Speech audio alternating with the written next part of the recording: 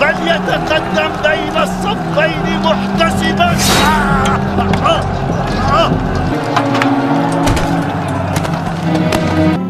أيها الأمير، قتلنا عمار بن ياسر الذي يقول فيه رسول الله صلى الله عليه وسلم تقتله الفئة الباغية. ما بك يا أبا عبد الله؟ أنحن قتلناه؟ لقد قتله من جاء به. لقد قتله من جاء به. لقد قتله من جاء به.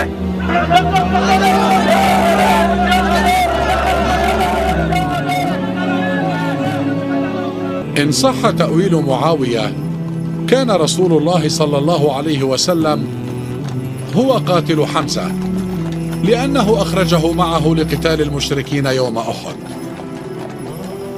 عمار بن یاسر رضی اللہ عنہ کو رسول اللہ صلی اللہ علیہ وسلم نے فرمایا تھا کہ تمہیں ایک باغی گروہ قتل کرے گا. یہ حدیث بالکل صحیح ہے، بخاری میں صحیح بخاری تقتل الفئۃ الباغیہ، متواتر حدیث ہے. سیدنا عمار رضی اللہ عنہ کو باغی گروہ قتل کرے گا. آگے لکھا ہے کہ وہ حضرت امیر معاویہ رضی اللہ عنہ کے گروہ کی طرف سے قتل ہوئے. حضرت علی نہیں، حضرت امیر معاویہ کے گروہ کی طرح، یہ غلط ہے. سیدنا علی رضی اللہ تعالیٰ عنہ کے فوج میں وہ موجود تھے، ان کے گروہ میں، ان کے لشکر میں موجود تھے، اور قتل کرنے والے جو تھے وہ سامنے والے شامی لشکر میں تھے. اور قتل کرنے والا جو تھا ابو الغادیہ تھا. ابو الغادیہ شامی امیر معاویہ رضی اللہ عنہ کے لشکر میں تھا. ابو الغادیہ تو ابو الغادیہ جو ہے، اچھا تو اب یہ باغی والا جو ہے ہم فتویٰ نہیں لگاتے ہیں بھائی. اس مسئلے میں یہ ہے کہ صحابہ کرام دونوں طرف صحابہ کرام تھے، مسئلہ اجتہادی تھا. اجتہادی خطا کی وجہ سے جو ہے وہ یہ کہہ سکتے ہیں کہ بھائی سیدنا علی رضی اللہ تعالیٰ کا گروہ جو ہے وہ اقرب الی الحق ہے، وہ حق پر ہے. دوسرا جو گروہ ہے، اگر کوئی اس کو باغی کسی نے کہا بھی نا تو وہ خطا اجتہادی کے معنی میں، یعنی باغی جو ہے وہ کافر نہیں ہوتا ہے. باغی مسلمان بھی ہو سکتا ہے. قرآن کی آیت ہے وَإِن طَائِفَتَانِ مِنَ الْمُؤْمِنِينَ اقْتَتَلُوا فَأَصْلِحُوا بَيْنَهُمَا. مومنوں کی دو جماعتیں، تو ہم پھر بھی سیدنا معاویہ رضی اللہ تعالیٰ عنہ یا ان کی جماعت کو باغی نہیں کہتے بھائی. لیکن یہ بات بالکل صحیح ہے کہ سیدنا عمار رضی اللہ تعالیٰ عنہ کو باغی جماعت قتل کرنے والی حدیث بالکل صحیح ہے. آپ نے فرمایا وَيْحَ عمار تقتل الفئۃ الباغیہ یدعوہم الی الجنہ ویدعونہ الی النار. عمار کی کیا بات ہے، ایک باغی گروہ ان کو شہید کر دے گا اور وہ اس باغی گروہ کو جنت کی طرف بلاتے ہوں گے، اور وہ باغی گروہ ان کو جہنم کی طرف بلائے گا. یہ نبی کریم صلی اللہ علیہ وسلم کا فرمان ہے، اور اس پر ہمارا ایمان ہے کہ یہ صحیح روایت ہے. صحیح بخاری میں 447 اور صحیح مسلم میں 2915 نمبر پہ. السلام علیکم ورحمۃ اللہ. بات یہ جی کہ ایک ریکارڈنگ میری پہلے تھی امن پوری اسلامک سینٹر سے. بعد میں نے ایک خطبہ جمعہ کے اندر پر مجمع میں یہ بات کہی تھی کہ سیدنا عمار کے جو قاتل ہیں ابو الغادیہ ہیں، ٹھیک ہے، رضی اللہ تعالیٰ عنہ. تو اس پہ کیا مسئلہ ہے جی؟ ایک انسان اس کی تحقیق نہیں ہے، اس کو کوئی مسئلہ ہے، بعد میں اس کو ایک بات سمجھ آ گئی، پہ مانگے تو حل اللہ اعلان بات کر دی. کیا ہم غلطی نہیں کر سکتے؟ کیا ہم ایک بات سے رجوع نہیں کر سکتے حق کی طرف؟ یہی کہا نا کہ صحابی رسول نے ان کو شہید کیا تھا. تو اس میں کیا مسئلہ ہے جی؟ اور ہم حق بات معلوم ہونے کے بعد بے مانگے دو حل ایک بات کرتے. جو میرے دل کی بات ہے وہ یہ ہے کہ واللہ اگر کبھی اس زمانے کے اندر ہم موجود ہو یا میں محمد اشرف قادری موجود ہوتا تو میں تلوار اٹھا کے مولا علی رضی اللہ تعالیٰ عنہ کے ساتھ ہوتا اور مولا علی رضی اللہ تعالیٰ عنہ کی طرف سے حضرت امیر معاویہ کے لشکر کے ساتھ میں لڑتا بھی، کیونکہ یہ ہمارے عقیدے کا تقاضا. ناصبیوں کا نظریہ کیا ہے کہ جی دونوں مجتہد تھے، ہاں جی. اب ہمیں یہ فیصلہ کرنے کا حق نہیں پہنچتا کہ ہم کہیں کہ کس کا اجتہاد صحیح تھا اور کس کا اجتہاد غلط. بے قصور و بے خطا حضرت معاویہ، یہ نعرہ موہم ناصبیت ہے، اس سے ناصبیت کی بو آتی. یہ مرزا جہلمی چھپا ہوا رافضی اہل سنت کا لبادہ اڑا ہوا وہ بدبخت ہر وقت ہر ٹائم اس خاندان کے اوپر حملہ آور، اس خاندان کی توہین و تشنیع کرنا. ایک حدیث گڑی ہوئی ہے، ایک حدیث گڑی ہوئی ہے، ایک حدیث گڑی ہوئی ہے، یعنی مفہوم گڑا ہوا. حدیث تو درست ہے کہتا ہے عمار کو فیا باغیہ قتل کرے گا، وہ عمار کو جہنم کی طرف بلاتا ہوگا، معاذ اللہ، وہ عمار کو جہنم کی طرف بلاتا ہوگا، اور یہ جو جہنم کی طرف بلانے والا گروہ تھا نا معاذ اللہ، یہ امیر معاویہ کا تھا، امیر معاویہ نے قتل کیا تھا، امیر معاویہ معاذ اللہ جہنم کی طرف بلانے والا۔ جہلمی کہتا ہے نہیں جی نہیں، وہ تو گروہ جہنم کی طرف بلانے والا۔ آپ نے اپنی ابتدائی ویڈیو میں حضرت امیر معاویہ کے بارے میں موقف نرم رکھا، مگر اب کچھ عرصہ سے آپ کھل کر ان پر اپنا موقف بیان کر رہے ہیں۔ اللہ تعالیٰ مجھے معاف کرے جی، جب میں نے نرم رکھا ہوا تھا موقف، ہاں تو میں نے مطلب آپ مجھے اب توبہ بھی نہیں کرنے دیں گے؟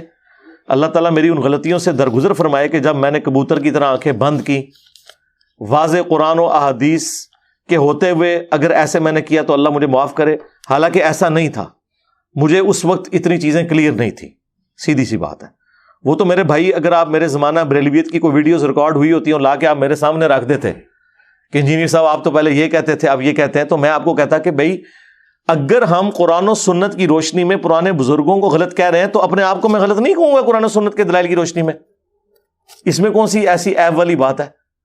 وہ ایک کسی چینل نے وہ کلپ میرا اسی حوالے سے اپلوڈ کیا ہوا، حالانکہ میں ان باتوں کے جواب کئی دفعہ دے چکا ہوں، اور مختلف علماء وہ کہ پہلے یہ کہتا تھا فلاں یہ کہتا تھا، پہلے بھی جو میں کہتا تھا اس میں جو رسپیکٹ والا پہلو ہے وہ آج تک قائم ہے۔ میرے علاوہ اس پلانٹ ارتھ پہ کوئی بندہ ایسا نہیں ہے جو حضرت معاویہ رضی اللہ تعالیٰ عنہ کی قرآن، بخاری اور مسلم کی روشنی میں غلطیاں بتا کے انہیں رضی اللہ عنہ کہتا ہو اور غلطیاں بتاتا ہو۔ لوگ تو کہتے ہیں غلطیوں پہ پردہ ڈالو، یا دوسری طرف وہ ایکسٹریم پہ روافظ ہیں جو ان کی صحابیت کی بھی نفی کرتے ہیں، ان کو منافق بھی کہتے ہیں، نعوذ باللہ۔ ہم نے یہ نہیں کیا، ہم نے کبھی بھی حق کا راستہ نہیں چھوڑا، بالکل جو بات جس طرح یہ من و ان بیان کی ہے۔ وہ تو میں نے آپ کو بتایا کہ یہ فتنہ کھڑا کیا تھا ڈاکٹر ذاکر نائک نے 2009 کے اندر، جب انہوں نے یزید کو رضی اللہ تعالیٰ عنہ کہا اور وہ فتنہ پھیلا۔ As far as your understanding about the wall of Karbala, you said that Yazid, may Allah be pleased with him, Yazid, may Allah be pleased with him, Yazid, may Allah be pleased with him, that he was ferocious and he was a villain, etc. There's difference of opinion. We're not here to discuss about history, and neither do I want to get a difference in the Muslim Ummah. What we say, there's a difference of opinion between the Sahabas. That is history. جب doctor Zakir Naik کسی topic پہ بات کریں تو وہ کروڑوں مسلمانوں تک پہنچ گئی نا۔ 2 سال تک یہ سارے لوگ تماشا دیکھتے رہے، صرف ڈاکٹر تعلق قادری صاحب نے کوئی کلام کیا تھوڑا بہت، یا مولانا اسحاق صاحب نے، لیکن ظاہر ہے کہ ان کی بات اس طریقے سے پبلکلی نہیں پہنچی جس طرح پہنچنی چاہیے تھی۔ کسی اہل حدیث عالم نے آگے بڑھ کے یہ نہیں کہا کہ یار تجھے کیا تکلیف ہے کہ ایک کربلا پرانی ہو چکی ہے اور تم آج حضرت حسین کے مقابلے پہ اسے بھی میں اللہ پلیز ود ہم رضی اللہ عنہ کہہ رہے ہو، یزید کو کوئی شرم و حیا کرو، مسلمانوں میں فتنہ ڈال رہے ہو۔ کسی نے نہیں اس کو کہا، کیونکہ یہ ان کے اندر گھسی ہوئی ناسبیت کی تسکین ہو رہی تھی، کیونکہ یزید کو یہ برا تو نہیں سمجھتے۔ رحمت اللہ علیہ بھی کہتے ہیں، ان کا ابن تیمیہ تو وہ بشارت لگا گیا، جھوٹی فٹ کر گیا قسطنطینیہ والی، جس کا میں نے پوسٹ مارٹم کیا تھا، میری یوٹیوب پہ آپ ویڈیو دیکھ لیں، کیا یزید جنتی لشکر میں شامل تھا، اور اسی سے ڈسیو ہو کے ڈاکٹر ذاکر نائک نے بھی اسے جنتی ڈکلیئر کیا۔ ہم نہیں کہتے آپ اسے جہنمی کہیں، لیکن جنت کے جھوٹے ٹکٹ نہ بانٹیں آپ، اور رضی اللہ عنہ تو نہ کہیں۔ تو 10 دسمبر 2011 کو میں نے پہلی دفعہ وہ ویڈیو ریکارڈ کروائی، وہ بھی ویب کیم کے اوپر ویڈیو ریکارڈ ہوئی تھی، مسئلہ 61 حسینیت اور یزیدیت کا تحقیقی جائزہ۔ وہ ویڈیو ہمارے چینل پہ تو بڑے تھوڑے لوگوں نے شروع میں دیکھی، پھر وہ ویڈیو مولانا اسحاق صاحب رحمہ اللہ کے چینل کے اوپر کسی نے اپلوڈ کی، اس پہ کافی ویورشپ آئی، اس کی وجہ سے ہماری بھی چینل کے اوپر ویورشپ آ گئی اس کی۔ 1 مہینے میں 5000 لوگوں نے وہ ویڈیو دیکھ لی۔ حالانکہ یہاں تو اب ماشاء اللہ تعالی بعض ویڈیوز تو آدھے گھنٹے میں 5000 سے زیادہ لوگ دیکھ لیتے ہیں، ہماری اکثر ویڈیوز 24 گھنٹے میں، 24 نہیں تو 48 گھنٹے کے اندر 1 لاکھ کراس کر جاتی ہیں۔ یہ میں اس زمانے کی بات کر رہا ہوں کہ جب 1 مہینے کے اندر 5000 لوگوں نے دیکھی تو وہ ویڈیو ایک قسم کی اس زمانے کے اعتبار سے تو وائرل ہو گئی، کیونکہ ان لوگوں تک بھی پہنچ گئی جنہیں تکلیف ہونی تھی. وہ 500 نے بھی دیکھی ہوتی نا اور ان تک پہنچتی جن کو تکلیف تھی اس ویڈیو کی، تو سمجھے کہ وہ 5 لاکھ تک پہنچ گئی. جب ان تک پہنچی تو انہوں نے بجائے مجھے اپریشیٹ کرنے کے، انہوں نے الٹا میرے خلاف پروپیگنڈا کرنا شروع کر دیا. اور مجھے چپ کروانے کے لیے انہوں نے یہ راستہ اختیار کیا کہ جی اگر آپ یزید کو برا کہیں گے تو پھر اس میں حضرت معاویہ بھی آئیں گے. اس وقت تک میں سیدنا معاویہ کہا کرتا تھا، آپ کو یاد ہے، ٹھیک ہے. یہ میں نے کچھ عرصے سے حضرت معاویہ کہنا شروع کیا، ٹھیک ہے. مجھے تو یہ شرم آتی ہے کہ میں سیدنا علی بول رہا ہوں اور اس کے مقابلے پہ ایک اور شخص کو جو ان سے جنگیں کرتا رہا میں اسے سیدنا کہہ کے پکاروں. ظاہر ہے میں اگر حضرت علی کے زمانے میں ہوتا تو میرے سید، میرے خلیفہ تو مولا علی ہوتے نا، تو ان کا مخالف تو میرا سید تو نہیں ہو سکتا نا، اس کے خلاف تو میں جنگ کر رہا ہوتا اس زمانے میں. تو لیکن رسپیکٹ اپنی جگہ ہم نے حضرت معاویہ کہا رضی اللہ تعالیٰ عنہ. تو اس وقت انہوں نے کہا کہ اس میں تو پھر ان کا نام بھی آئے گا. واللہ مجھے اس وقت تک آئیڈیا نہیں تھا کہ یہ کام ڈالا کس بندے نے. اس کے بعد میں نے تحقیق کرنی شروع کی، مولانا اسحاق صاحب کا تعارف ہوا، ان کے میں نے خلافت کے لیکچر دیکھے، پھر میں نے خود سے کتاب الفتن پڑھنے شروع کیے اور کافی ساری چیزیں جب میرے سامنے جمع ہوئی نا. لیکن یہ بھی 3 سال کا عرصہ اس میں گزرا. یہ ویڈیو ریکارڈ ہوئی تھی 10 دسمبر 2011 کو، اور پھر جا کے 2014 کے اندر دسمبر میں نے وہ ان کے اوپر علمی ایٹم بم پھاڑا. وہ جو اہل حدیث کی مسجد میں میرا لیکچر ریکارڈ ہوا، مسئلہ نمبر 101، صحیح مسئلہ خروج اور فکر حسین حق پرستی کی علامت ہے. مسئلہ 101 جس میں نے جنگ جمل، صفین، نہروان اس کے حوالے سے کھل کے گفتگو کی. وہ سمجھیں کہ تحویل قبلہ تھا. وہ میری پہلی دفعہ اناؤنسمنٹ تھی اس حوالے سے کہ یار یہ مسئلہ خراب کس نے کیا ہے. لیکن اس میں بھی آپ دیکھیں رسپیکٹ والی بات تھی. اس وقت تک میرے کربلا والے ریسرچ پیپر میں صرف 50 احادیث تھیں. پھر جب یہ اعتراض کھڑے کرتے کہ میں حدیثیں بڑھاتا گیا، اب 200 سے زیادہ ہو چکی ہیں. کربلا والا ریسرچ پیپر جو ہے، واقعہ کربلا کا حقیقی پس منظر 72 صحیح الاسناد احادیث کی روشنی میں، جڑیں بڑھو تو اس میں جو حدیثیں بخاری مسلم سے لکھی ہیں انہیں فراڈ ڈکلیئر کرو تاکہ ہم آپ سے حجیت حدیث کا مقدمہ لڑیں. یہ کیا بات ہوئی کہ یہ رافضیوں والی باتیں کر رہا ہے؟ تو مجھے تو اس سے کوئی فرق نہیں پڑے گا. آپ جتنا چیخیں گے اتنا آپ کا نقصان ہوگا. آپ جتنا بنو امیہ کا دفاع کریں گے بچنا تو اس نے کوئی نہیں ہے، کیونکہ بخاری مسلم کھڑی ہے نا بنو امیہ کے خلاف. انجینئر صاحب تو نہیں کھڑے ہوئے، ہم تو ڈاکی ہیں. ہم بخاری مسلم میں رفع الیدین کی حدیثوں کو بھی مانتے ہیں اور اس حدیث کو بھی مانتے ہیں، تقتلہ الفئۃ الباغیہ. ہاں وہی عمار، افسوس ہے عمار. تقتلہ الفئۃ الباغیہ یدعوہم الی اللہ یدعوہم الی الجنہ، دونوں الفاظ موجود ہیں، ویدعونہ الی النار. عمار افسوس، تجھے ایک باغی جماعت قتل کرے گی، تو انہیں اللہ اور جنت کی طرف بلا رہا ہوگا اور وہ جماعت تجھے جہنم کی آگ کی طرف بلا رہی ہوگی.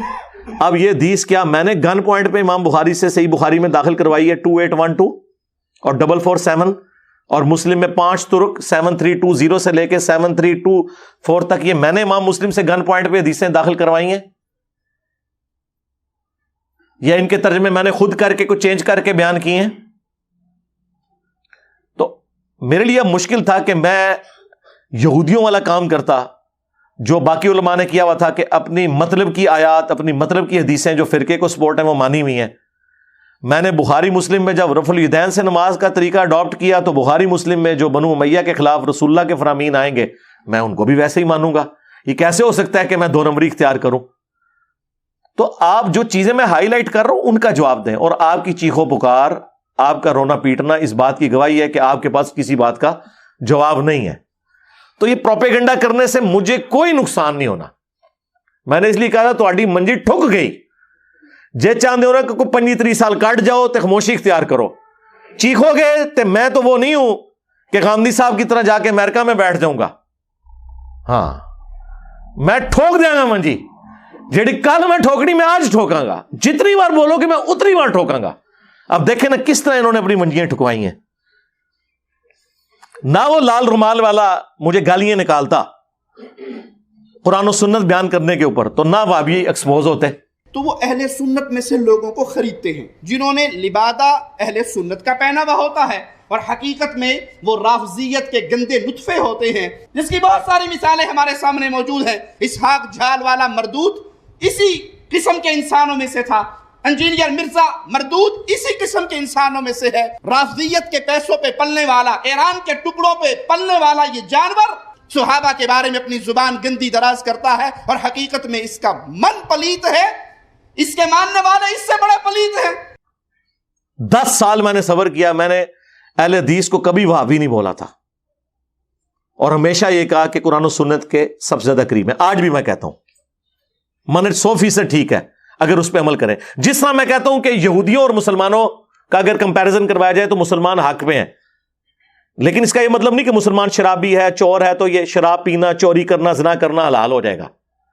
مسلمان حق پہ ہے اگر اسلام کے مطابق چلے، اہل حدیث بھی حق پہ تب ہوں گے جب احادیث کے مطابق چلیں۔ اگر وہ کہیں گے ہم نے اپنی مطلب کی حدیثیں ماننی ہے، دوسری بخاری مسلم میں بھی ہوں، تو ہم نے کبوتر کی طرح آنکھیں بند کرنی ہے، تو اس طریقے سے تو کام نہیں چلے گا۔ تو میں جو کچھ پہلے کہتا رہا اس سے کوئی نفی نہیں کی، صرف ایک چیز میں نے اس وقت بیان کی تھی کہ ہم اس طرح کی ڈسکشن کو نہیں کرتے، اور وہ اس وجہ سے کی کہ ہمیں انہوں نے یہ پڑھایا تھا۔ جب بعد میں نے پڑھا کہ یہ جو لوگ ڈسکشن سے منع کرتے ہیں یہ تو خود اعلان کر رہے ہیں کہ چور کی داڑھی میں تنکا، یہ تو حنفی بھی کہہ رہے ہیں کہ یہاں پہ چونکہ حنفیوں کی اکثریت ہے لہٰذا رفع الیدین والی حدیثیں بخاری مسلم کی بیان نہیں کرنی چاہیے، اس سے فتنہ کھڑا ہوتا ہے۔ اونچی آمین کی حدیثیں نہ بیان کریں، فتنہ کھڑا ہوتا ہے۔ اور بریلوی کہتے ہیں کہ جی قل انما انا بشر مثلکم نہ پڑھیں، نبی الاسلام کی تنقیص کا پہلو اس سے نکلتا ہے، فتنہ کھڑا ہوگا۔ تو ان ساری باتوں کے جواب میں ہم کیا کہتے ہیں؟ رکو ذرا، صبر کرو، ہم یہ پڑھیں گے بھی اور تمہیں صحیح فہم بھی سمجھائیں گے ان احادیث کا، ان آیات کا۔ کیا ہم اس سے آنکھیں بند کر لیتے ہیں؟ اہل حدیث کو کیوں غصہ آتا ہے جب بریلوی کہتے ہیں کہ جی تانوں کوئی آیت نہیں لبھی قرآن چوں، ہر ممبر تے قل انما انا بشر مثلکم، تسی پڑھو وما ارسلناک الا رحمتا للعالمین، آپ پڑھیں من یطع الرسول فقد اطاع اللہ، آپ پڑھیں قل ان کنتم تحبون اللہ فاتبعونی یحببکم اللہ، انا ارسلناک شاہدا ومبشرا ونذیرا، ان اللہ وملائکتہ یصلون علی النبی اللہم صلی علی محمد وعلی آل محمد۔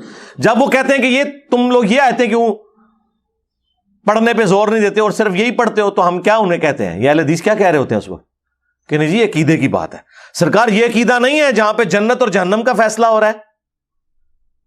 اور دوسری طرف یہی آپ کو کہتے ہیں وہ جی مولا علی کا قول ہے، مرفوع سند بھی ہے اس کی، مشکات کے اندر مسند احمد کے حوالے سے، طبرانی کے حوالے سے، اور موقوفاً روایت فضائل صحابہ احمد بن حنبل کی کتاب میں، اور یقیناً یہ غیبی خبر رسول اللہ کے بتانے پہ ہے، نبی الاسلام کے الفاظ سے بھی ہے، اس کی سند کمزور ہے، لیکن جو مولا علی سے ہے وہ سند بالکل ٹھیک ہے۔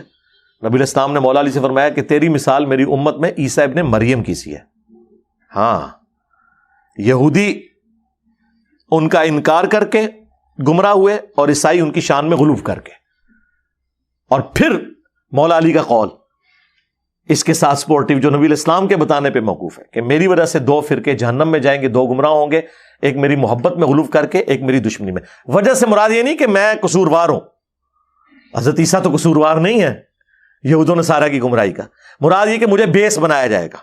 اور یقیناً اس امت میں مولا علی کی ہی پرسنالٹی اتنی بڑی تھی کہ ان کی بنیاد پہ یہ کام ہوتا۔ جس طرح میں کہتا ہوں عیسیٰ ابن مریم ڈیزرو کرتے تھے کہ اگر گمراہی کسی کے نام پہ کھڑی کی جاتی تو اتنا بڑا بندہ چاہیے تھا ہمیں کہ جو مردوں کو زندہ کر دے، تو اسی کو ہی خدا کا بیٹا کہا جا سکتا ہے نا۔ عقلاً دیکھیں، اگر گمراہی اپنی جگہ، لیکن لاجک انہوں نے اپنی جگہ جو بنائی ہے، کوئی بنیاد تو صحیح بنائی ہوئی ہے نا۔ مٹی کی مورت میں پھونک مارے اور اللہ کے اذن سے وہ پرندہ بن جائے، جس کو اتنا بڑا معجزہ ملے، وہی اس چیز کا حقدار تھا کہ اسی کے نام کو یوز کر کے اللہ کا بیٹا ڈکلیئر کیا جاتا۔ اگرچہ یہ گمراہی ہے، لیکن میں بنیاد آپ کو بتا رہا ہوں کہ بنیاد جو انہوں نے قائم کی ہے وہ ان کے بڑا ہونے کی وجہ سے۔ تو اس امت میں واقعی مولا علی ہی اتنی بڑی پرسنالٹی تھے کہ ان کے نام کے اوپر یہ سب کچھ کھڑا ہوتا، کیونکہ المستدرک للحاکم میں امام حاکم نے احمد بن حنبل کا قول نقل کیا کہ ہم تک جتنی احادیث پہنچی ہیں ذخیرہ احادیث میں، کسی اور صحابی کی شان میں اتنی احادیث نہیں ہے جتنی کہ مولا علی کی شان میں. سب سے پہلے مسلمان کون؟ مولا علی. ترمذی میں، مسند احمد میں، سنن نسائی الکبریٰ کے اندر موجود. سب سے پہلے حضور کے ساتھ نماز کس نے پڑھی؟ مولا علی علیہ السلام نے. نبی علیہ السلام کی نسل کن سے چلی؟ مولا علی سے. کس کو حضور نے کہا من کنت مولا فہذا علی مولا؟ مولا علی. علی سے محبت نہیں رکھے گا مگر مؤمن، علی سے بغض نہیں رکھے گا مگر منافق. بائی نیم مینشن کیا. اور پھر المستدرک للحاکم میں حدیث، کوئی شخص پوری زندگی روزے رکھے اور مقام ابراہیم اور حجر اسود کے درمیان نمازیں بھی پڑھتا رہے، اگر ہم اہل بیت کا بغض اس کے دل میں ہوگا تو ضرور جہنم میں داخل ہوگا. اب یہ اتنی زیادہ احادیث کی موجودگی میں اہل بیت کی محبت یا ان سے بغض کی وجہ سے ہماری جنت اور جہنم کا فیصلہ ہو رہا ہو تو آپ کیا سمجھتے ہیں یہ ہلکا کوئی چھوڑنے والی بات ہے؟ جبکہ امت نے حضور کی نصیحت غدیر خم کی کہ 2 چیزیں چھوڑ کے جا رہا ہوں، قرآن اور اہل بیت، جو مسلم شریف میں اوپر تلے 4 احادیث ہیں. قرآن کو پکڑ لینا، اس میں ہدایت ہے، یہ اللہ کی رسی ہے، جو اسے پکڑے گا ہدایت پہ ہوگا، جو چھوڑ دے گا گمراہ ہو جائے گا. اور دوسری بھاری چیز میرے اہل بیت ہے، میں اپنے اہل بیت کے معاملے میں تمہیں اللہ کا خوف دلاتا ہوں. اہل بیت کے معاملے میں اللہ کا خوف دلاتا ہوں 3 دفعہ فرمایا. لیکن امت نے نہ اہل بیت کو زندہ چھوڑا نہ قرآن کو پکڑا، الٹ چلے. قرآن کو چھوڑ دیا اور اہل بیت کے ساتھ حسن سلوک کیا. حضور کو قبر میں گئے 50 سال ہوئے اور آپ کی پوری نسل قتل کر دی سوائے چند لوگوں کے. تو نبی علیہ السلام جب امت کو اس طرح کی نصیحتیں کر کے جائیں تو اس کا اینڈ رزلٹ پھر یہی نکلنا ہے میرے بھائی کہ اہل بیت کے خلاف جو لوگ کھڑے ہوں گے تو دفاع کرنے کے لیے بھی تو لوگ کھڑے ہوں گے. سنی شیعہ کنفلکٹ سے اٹھ کے دیکھیں تو یہ ساری کی ساری باتیں اب بھی مستقبل میں جب جب مجھے کوئی چیز پتہ چلے گی جو اس میں بہتر موقف ہے میں اڈاپٹ کروں گا اور اپنی غلطی کو مانوں گا. کسی شخص کو اس کی غلطی ماننے پر، یہاں تو غلطی بھی نہیں تھی، میں نے ایک سٹیپ طے کیا کہ وہ جو موقف تھا جو میں نے اڈاپٹ کیا تھا قرآن و سنت کے بغیر تمہارے بابوں کے کہنے پہ، میں نے ایک بابا چھوڑا احمد بن حنبل کہ ان کا موقف مشاجرات صحابہ پہ غلط ہے، جب وہ خود حدیث مسند احمد میں لے کے آ رہے ہیں جنگ جمل صفین نہروان پہ اور ہمیں کہہ رہے ہیں کہ ان باتوں کو ڈسکس نہ کرو. وہ ہمیں یہ بتانا چاہ رہے ہیں کہ رسول اللہ نے فرمایا تھا لیکن رسول اللہ کی زبان بند کر دو، نعوذ باللہ.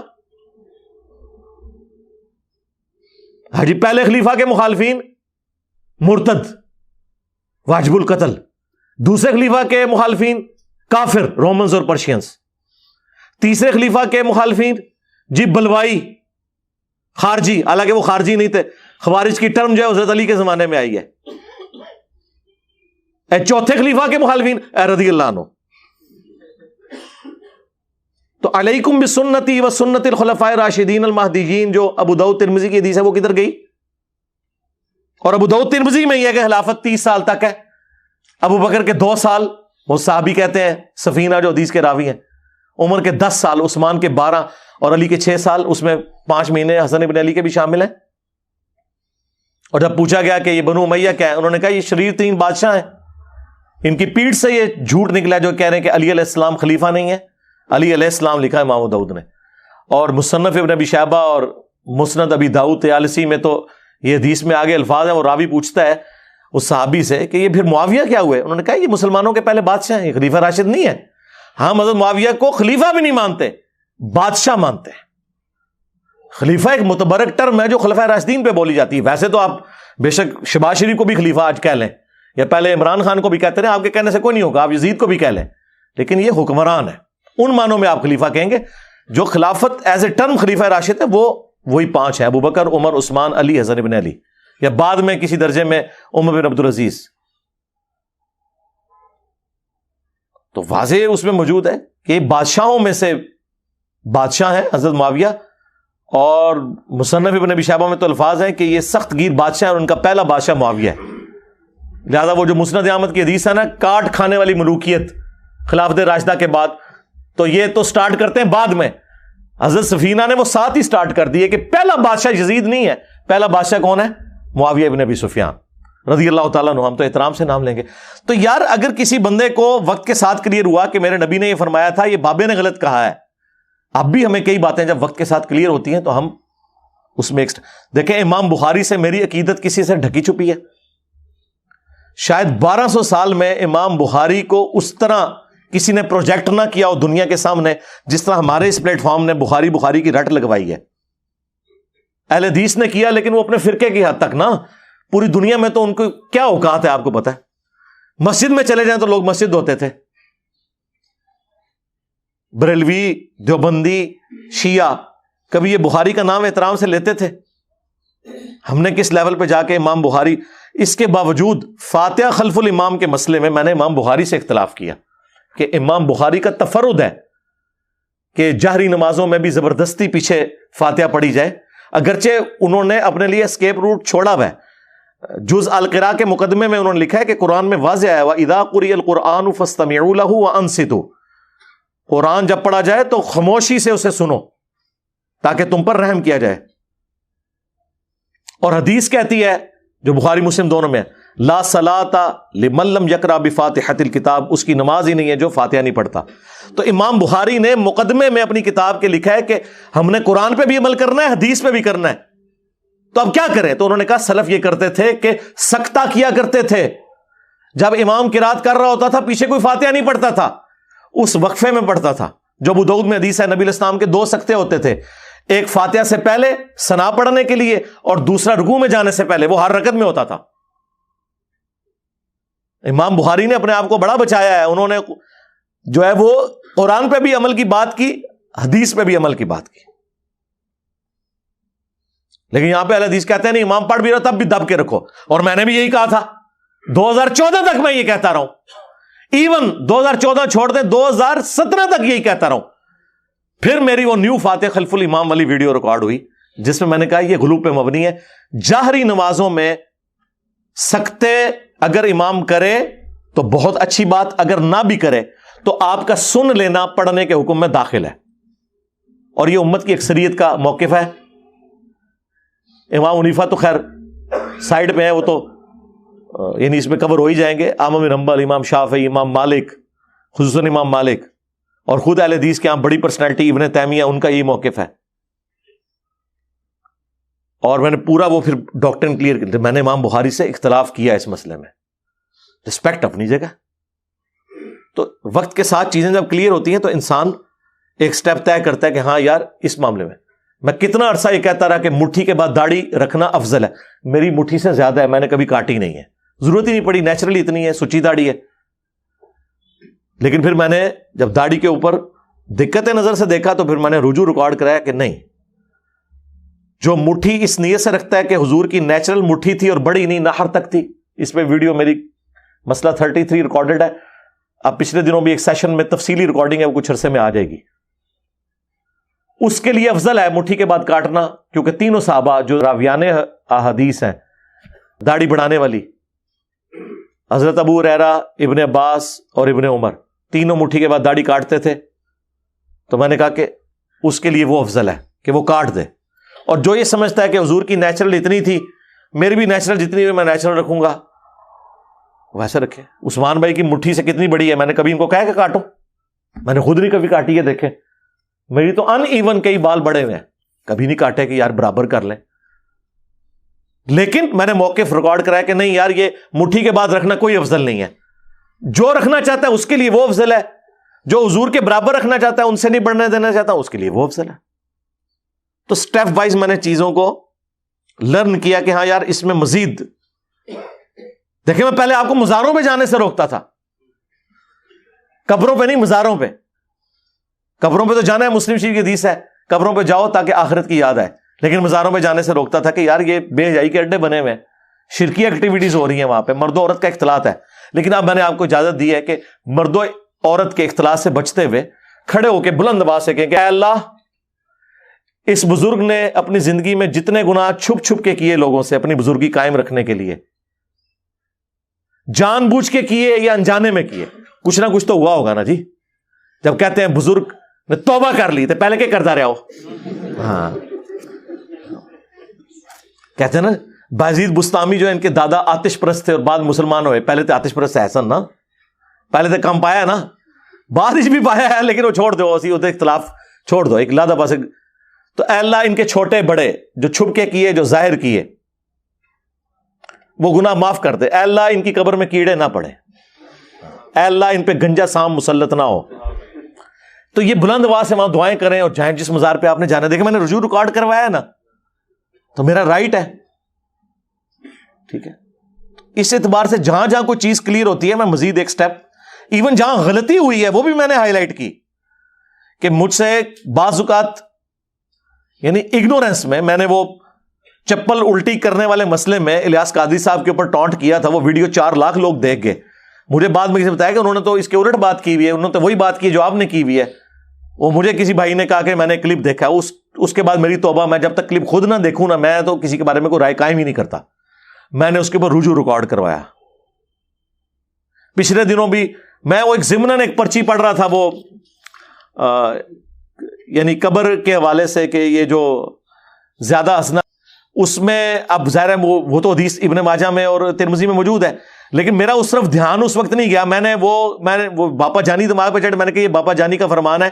یعنی وہ جو ایک ہنسنے کے خلاف ایک مہم کھڑی کی ہوئی ہوتی ہے نا, کہ بدل ہر وقت جو ٹسوے بہاتا رہے یا روتا رہے وہ کوئی مومن ہوتا ہے اور ہنسنا کوئی برا کام ہے. تو میں اس کانٹیکسٹ میں کرتے کرتے میں نے وہ حدیث تو میرے ذہن سے اتری ہوئی تھی.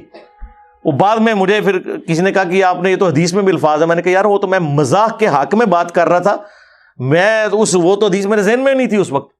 میں نے پھر اس کی کلیریفیکیشن بھی ریکارڈ کروائی. تو جہاں کوئی مسئلہ مس ہینڈل ہو جاتا ہے تو وہ آپ اس کو بجائے اپریشیٹ کرنے کے آپ اس کو اس کا نیگیٹو پوائنٹ بنا کے پیش کریں, تو یہ تو ہماری خوبی ہے. تو آپ لوگوں کے لیے تو میں ٹھیک کہتا ہوں کہ آپ کے جتنے بزرگان دین ہیں, آپ کے جتنے مفتی اعظم ہیں, اگر یہ قادیانیوں کے گھر پیدا ہوتے تو قادیانی مرتے, کیونکہ یہ تو رجوع کرتے ہی نہیں اپنی غلطی پہ ہیں. لیکن میرے بارے میں تو کوئی نہیں کہہ سکتا. میں 7100 فرقے پھر بیٹھا ہوں بھی کوئی صحیح گال پتہ لگے گی وہ میں یعنی بات اڈاپٹ کروں گا قرآن و سنت کے دلائل کی روشنی میں. تو وقت کے ساتھ انسان کو جب کوئی چیز کلیئر ہو تو اسے فوراً مان لینا چاہیے. جب مجھے پتا چلا کہ یار یہ امت کے ساتھ بہت بڑا دھوکہ ہوا ہے, اور یہ مولانا مودودی نے خلافت و ملوکیت لکھ کے جو امت پہ احسان, اور یہ خلافت و ملوکیت تو میں نے اپنے لیکچر کے بعد پڑھی ہے, 2012 میں جا کے میں نے یہ پڑھی تھی. پھر میں نے اس پہ نہیں اکتفا کیا, میں نے بخاری مسلم سے 200 احادیث جمع کی ہیں. وہ پمفلٹ عربی میں بھی ہے, اردو میں بھی ہے, اور ہندی میں بھی ہے, انگلش میں بھی ہے, بنگلہ زبان میں بھی ہے.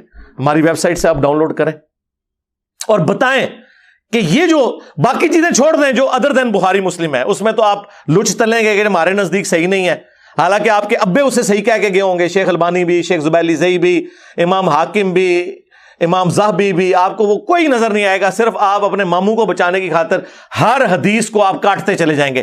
بخاری مسلم کا کیا کرو گے؟ اور تمہارے پوری کے پوری یہ ماموں پارٹی کی موت ایک حدیث ہے, تقتلہ الفئۃ الباغیہ یدعوہم الی اللہ ویدعونہ الی النار. ایک حدیث ہی آپ کی پوری ماموں پارٹی کی موت ہے. ایسا کچھ کرو, وہ بھی ویسے کچھ کر دے میرے بچوں, کرنے کی کوشش کر رہے ہیں, جو مرضی کر لیں, یہ تو آپ کے گھاٹے فٹ ہوئی ہوئی ہے. تو اب بھی کوئی صحیح بات پتہ چلے گی انشاءاللہ میں اس کے اوپر نیکسٹ ورژن اڈاپٹ کروں گا انشاءاللہ. یہ تقاضا ہے ایک مومن کا. صلو علی محمد وعلی محمد, اللہم صلی علی محمد وعلی آل محمد واصحاب محمد وازواج محمد اجمعین الی یوم الدین.